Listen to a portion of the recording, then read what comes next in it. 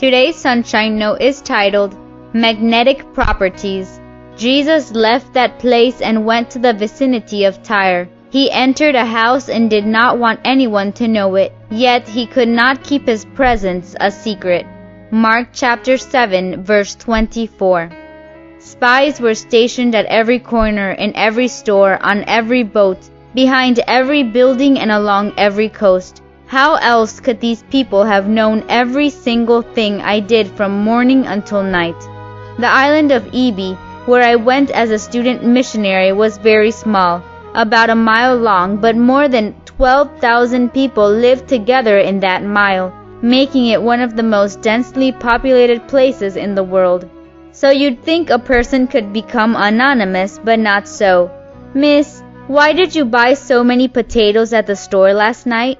my students would ask in class, though not a single one of them or their parents had been in the tiny store where I bought my food. "Teacher, why did you walk home along the beach yesterday?" But I'd been alone on that beach. "Why were you reading a book on the boat to get water?"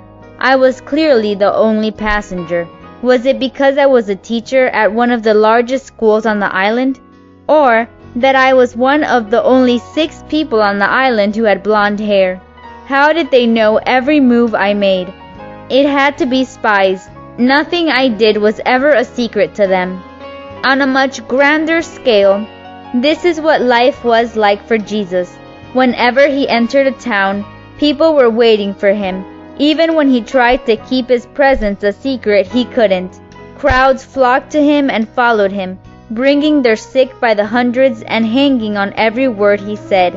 The day he found out that his own cousin had been beheaded, he went away to mourn, but still the hungry crowds followed, and he ended up teaching and feeding 5,000 that day.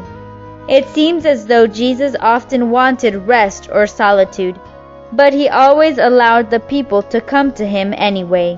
People were drawn to him like a magnet. The more time they spent with him, the longer they wanted to stay. They couldn't get enough of him. This might be hard for us to imagine. We struggle to make time for Jesus, and often we don't feel excited about it or extremely drawn to him. So what's the secret? The secret is just to start somewhere. Jesus still has those magnetic qualities about him. So the more time you spend in his presence, the more you will want, and the easier it gets. Keep at it. Soon you'll find you can't get enough. You'll be craving that time with God and happily looking forward to it. May God bless you today.